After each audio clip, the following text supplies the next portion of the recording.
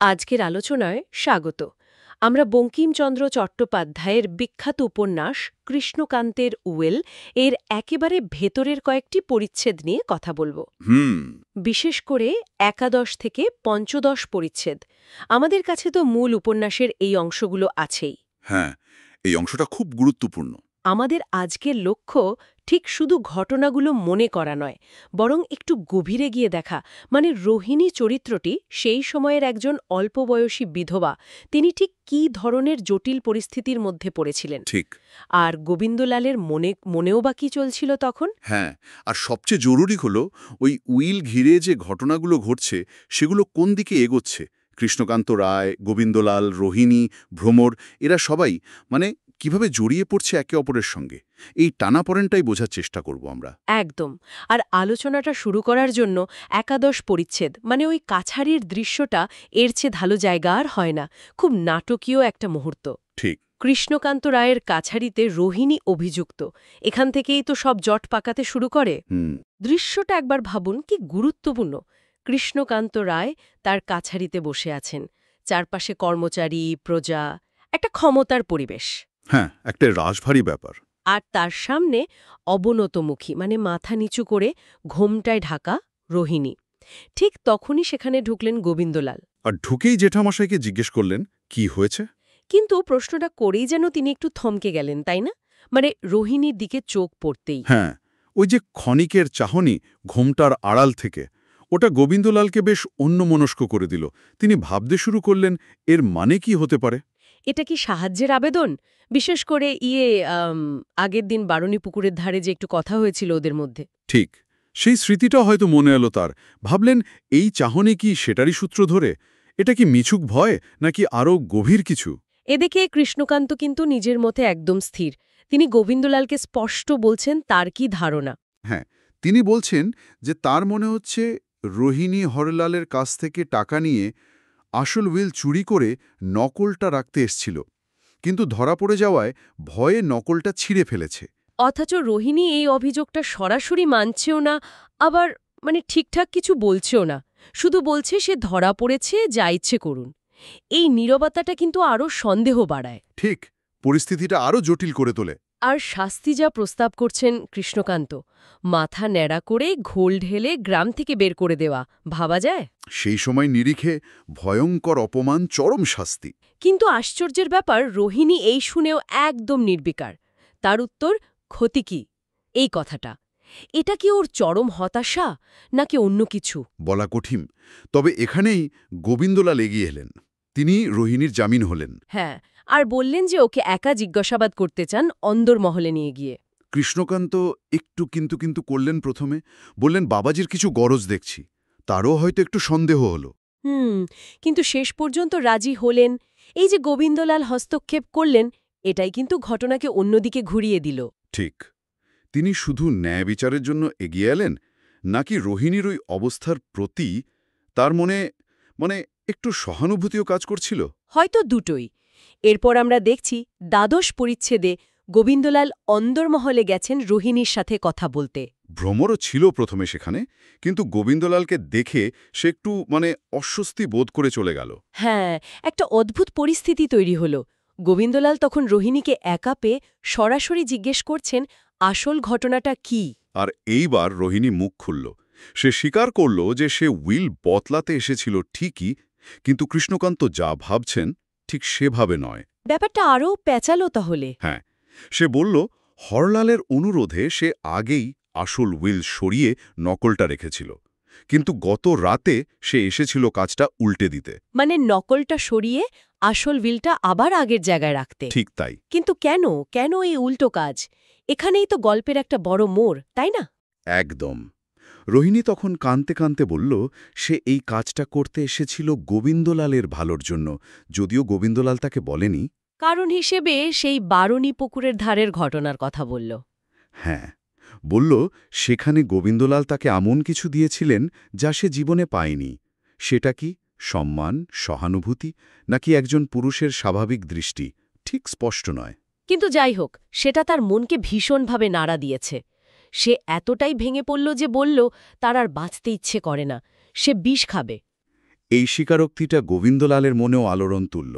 বঙ্কিমচন্দ্র তো লিখছেন, যে মন্ত্রে ভ্রমর মুগ্ধ, ভুজঙ্গীও সেই মন্ত্রে মুগ্ধ হইয়াছে। মানে রোহিণীর মনেও গোবিন্দলালের প্রতি একটা গভীর টান তৈরি হয়েছে। কিন্তু গোবিন্দলালের প্রতিক্রিয়াটা লক্ষ্য করার মতো। রাগ বা আনন্দ নয়, বরং করুণা। হ্যাঁ, গভীর করুণা।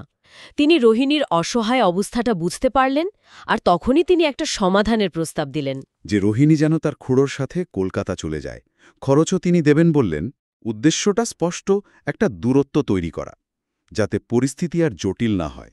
কিন্তু রোহিণী প্রথমে রাজি হলেও দুটো চিন্তা এলো তার মনে। এক, কৃষ্ণকান্ত কি রাজি হবেন? আর দুই, লোকলজ্জা, সমাজ কি বলবে। ঠিক। গোবিন্দলাল তখন একটা উপায় ভাবলেন। তিনি নিজে বললে অন্যরকম ভাবতে পারে। তাই তিনি ভাবলেন ভ্রমরকে দিয়ে কৃষ্ণকান্তের কাছে অনুরোধ করাবেন, যাতে ব্যাপারটা স্বাভাবিক লাগে। এটা কি গোবিন্দলালের সরলতা, নাকি তিনি একটু এড়িয়ে যেতে চাইছেন? হয়তো দুটোই। একদিকে রোহিণীর সম্মান বাঁচানো, অন্যদিকে নিজেকেও একটু আড়ালে রাখা। কিন্তু এই পরিকল্পনাটাও যে খুব সহজ ছিল না। সেটাই তো আমরা পরের পরিচ্ছেদে, মানে ত্রয়োদশ পরিচ্ছেদে দেখলাম। ভ্রমর রাজি হল না। হ্যাঁ, সে শ্বশুরের কাছে এই অনুরোধ করতে লজ্জা পেল, হয়তোবা সে নিজেও রোহিণীর থেকে একটা দূরত্ব রাখতে চাইছিল। হতে পারে। ফলে গোবিন্দলালকেই শেষ পর্যন্ত যেতে হল কৃষ্ণকান্তের কাছে। আর সেই যাওয়ার দৃশ্যটা বেশ মজার, আবার গভীরও বটে। গোবিন্দলাল গিয়ে দেখলেন কৃষ্ণকান্ত ঘুমাচ্ছেন, আর সেই অদ্ভুত স্বপ্নকে দেখছেন। রোহিণী যেন ইন্দ্রাণী সেজে মহাদেবের ষাঁড় চুরি করতে গিয়ে ধরা পড়েছে। স্বপ্নটা কি কৃষ্ণকান্তের মনের ভেতরের অবিশ্বাস বা ভয়টাকেই দেখাচ্ছে? কে জানে। ঘুম ভাঙার পর কৃষ্ণকান্তের ব্যবহারটা আরও অদ্ভুত। তিনি বুঝেও যেন বুঝতে চাইছেন না গোবিন্দলাল কেন এসেছেন। একদম। ইচ্ছে করেই জমিদারি, মামলা এসব অন্য কথা বলছেন। রোহিণীর প্রসঙ্গটা এড়িয়ে যাচ্ছেন। এটা কি তার চালাকি, নাকি তিনি পরিস্থিতিটা একটু উপভোগ করছেন? আমার তো মনে হয় এটা তার স্বভাব। বিচক্ষণতা আর একটু দুষ্টুমি মেশানো। তিনি জানেন ব্যাপারটা স্পর্শকাতর। গোবিন্দলালও ইতস্তত করছেন। রোহিণীর কথা তুলতে তারও যেন বাধছে, বিশেষ করে বারুণী পুকুরের ঘটনার পর। হ্যাঁ, তার নিজের মনেও হয়তো একটা দ্বিধা ছিল। শেষ পর্যন্ত যখন তিনি রোহিণীর কলকাতা যাওয়ার কথাটা বললেন, মানে বারুণী পুকুরের ব্যাপারটা বাদ দিয়ে। কৃষ্ণকান্ত এমন ভান করলেন যেন বিশ্বাসই হচ্ছে না। উল্টে বললেন, উহার মাথা মুড়াইয়া, ঘোল ঢালিয়া দেশের বাহির করিয়া দাও। কি বলো? এটা কি তিনি সত্যিই চাইছিলেন, নাকি গোবিন্দলালের মনের জোরটা দেখছিলেন? মনে হয় দ্বিতীয়টাই। দেখতে চাইছিলেন গোবিন্দলাল কতটা দৃঢ় প্রতিজ্ঞ। গোবিন্দলাল যখন চুপ করে রইলেন, তখন কৃষ্ণকান্তই বিখ্যাত কথাটা বললেন, আর তোমরা যদি এমনই বিবেচনা করো যে উহার দোষ নাই, তবে ছাড়িয়া দাও। দেখুন, সরাসরি হ্যাঁও বললেন না, আবার নাও করলেন না। দায়টা পুরোপুরি গোবিন্দলালের উপর ছেড়ে দিলেন। এটাই তার চরিত্রের বৈশিষ্ট্য। ক্ষমতা হাতে রেখেও সিদ্ধান্ত নেওয়ার ভার অন্যের উপর চাপিয়ে দেওয়া। কিন্তু এই অনুমতি মেলার পরেও তো সমস্যা মিটল না। চতুর্দশ পরিচ্ছেদে গিয়ে দেখি রোহিণী আবার মত বদলে ফেলল। হ্যাঁ, সে খুড়োর সাথে কথা বলতে গিয়েও পারল না। সে ঠিক করল হরিদ্রাগ্রাম ছেড়ে সে যাবে না। কারণটা স্পষ্ট, গোবিন্দলালকে না দেখে সে থাকতে পারবে না। তার মনের ভেতরে তখন কি ঝড়! একদিকে টান, অন্যদিকে সমাজের ভয়, ধর্মের ভয়। সে আবার গোবিন্দলালের কাছে এসে বলল যে সে যেতে পারবে না। এই সময়টা গোবিন্দলালের জন্য খুব কঠিন। তিনি দুঃখ পেলেন, অসহায় বোধ করলেন, বুঝলেন পরিস্থিতি নিয়ন্ত্রণের বাইরে যাচ্ছে। কিন্তু কি করবেন বা বলবেন ভেবে পেলেন না। আর ঠিক তখনই সেখানে এলো ভ্রমর। আর যখন সে শুনল রোহিণী কলকাতা যাচ্ছে না, কারণ সে গোবিন্দলালকে ভালোবাসে, তখন তার ভেতরের রাগ, ঈর্ষা যেন ফেটে পড়ল। সে তো রোহিণীকে যাচ্ছাতাই অপমান করল। আবাগী, পোড়ারমুখী, বাঁদুরি, মরুক মরুক মরুক। এখানেই তো সেই ভয়ঙ্কর ঘটনাটা ঘটল। ভ্রমরের রাগ শুধু কথায় থামল না, সে ক্ষীরি নামের দাসীকে ডাকল। হ্যাঁ, ডেকে রোহিণীর কাছে এক নিষ্ঠুর বার্তা পাঠাল। আমার নাম করিয়া বলিয়া আয়, যে তিনি বললেন তুমি মরো। এটা কি শুধু রাগের কথা, নাকি এর পেছনে অন্য কোনো উদ্দেশ্য ছিল? এটা নিয়ে অনেক বিতর্ক আছে। কেউ বলেন ভ্রমর হয়তো ভেবেছিল রোহিণী নাটক করছে, তাই তাকে জব্দ করার জন্যেই এমন বলেছিল। সে হয়তো ভাবতেও পারেনি এর ফল কি হবে। কারণ ক্ষীরি যখন ফিরে এসে বলল রোহিণী জানতে চেয়েছে কিভাবে মরবে, তখনও তো ভ্রমর থামল না। না, বরং সে আরও এক ধাপ এগিয়ে গেল। দ্বিতীয়বার বার্তা পাঠাল। বারুণী পুকুরের সন্ধেবেলা কলসি গলায় দিয়ে জায়গা, সময়, পদ্ধতি সব বলে দিল। ক্ষীরি আবার ফিরে এসে জানালো, রোহিণী শুনে শুধু বলেছে আচ্ছা। গোবিন্দলাল শুনে স্তম্ভিত হয়ে গেলেন। তিনি বললেন, ছি ভোমরা। কিন্তু ভ্রমর তখনও আত্মবিশ্বাসী, বলল, ভাবিও না, সে মরিবে না। যে তোমায় দেখিয়া মজিয়াছে, সে কি মরিতে পারে? ভ্রমরের এই বিশ্বাস, এটা কি নিজের প্রতি গোবিন্দলালের ভালোবাসার উপর অগাধ আস্থা, নাকি সে রোহিণীর মনের গভীরতাটাই বুঝতে পারেনি? হয়তো দুটোই। সে নিজের জায়গা নিয়ে এতটাই নিশ্চিত ছিল যে রোহিণীর হতাশা বা ভালোবাসার তীব্রতাটা মাপতে পারেনি। সে হয়তো ভেবেছিল এটা প্রতিদ্বন্দ্বীর একটা চাল। কিন্তু তার এই আপাত নিরীহ বা ছেলেমানুষী নির্দেশটাই যে এমন ট্র্যাজেডির দিকে নিয়ে যাবে, সে হয়তো কল্পনাও করেনি। আর এরপরেই আমরা পঞ্চদশ পরিচ্ছেদে আসি, যেখানে কাহিনীর করুণ সমাপ্তি। দিনের শেষে গোবিন্দলাল তার প্রিয় বারুণী পুকুরের ধারে সেই সুন্দর বাগানে গেছেন। জায়গাটার বর্ণনাও খুব সুন্দর, তাই না? পাথরের বেদি, মূর্তি, ফুলের গাছ। হ্যাঁ, একটা শান্ত সুন্দর পরিবেশ। সেখানে বসে তিনি পুকুরের শোভা দেখছেন। এমন সময় দেখলেন রোহিণী কলসি কাঁখে ঘাটে নামছে। গোবিন্দলালের মনে কিন্তু তখনও কোনো খারাপ চিন্তা আসেনি। তিনি ভাবলেন, রোহিণীর হয়তো স্নান বা জল নেওয়ার দরকার। হ্যাঁ, তাই ওর অসুবিধে হতে পারে ভেবে তিনি নিজে সেখান থেকে সরে গেলেন। এই সরে যাওয়াটা, এটা কি শুধুই ভদ্রতা, নাকি অবচেতন মনে রোহিণীকে এড়িয়ে যাওয়া? বলা মুশকিল। তবে কিছুক্ষণ পর যখন তিনি ফিরে এলেন, দেখলেন ঘাটে কেউ নেই। কিন্তু পুকুরের জলের ওপর একটা খালি কলসি ভাসছে। এই দৃশ্যটা দেখেই তার মনে প্রথম খটকা লাগল। আর ঠিক তখনই তার মনে পড়ল সকালের সেই ভয়ঙ্কর ঘটনাটা। হ্যাঁ, ভ্রমরের পাঠানো সেই বার্তা আর রোহিণীর সেই সংক্ষিপ্ত হিমশীতল উত্তর। আচ্ছা।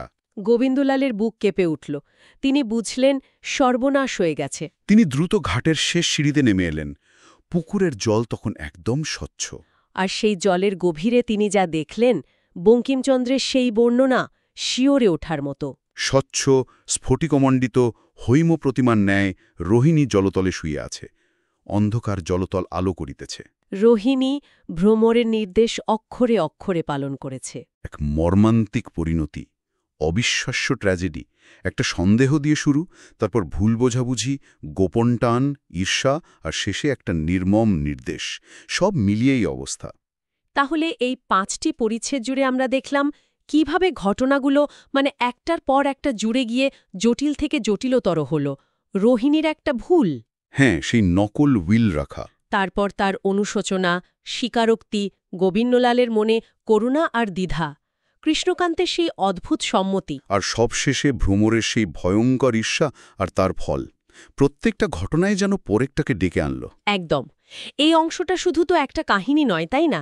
এটা তৎকালীন সমাজেরও একটা ছবি। ঠিক, একজন বিধবার অসহায়ত্ব, তার স্বাভাবিক অনুভূতির কোনো জায়গা না থাকা, নিষিদ্ধ প্রেমের টানাপোড়েন, লোকলজ্জার ভয়, সবটাই যেন রোহিণীর মধ্যে দিয়ে ফুটে উঠেছে। আবার ভ্রমরের চরিত্রটাও কিন্তু সহজ নয়।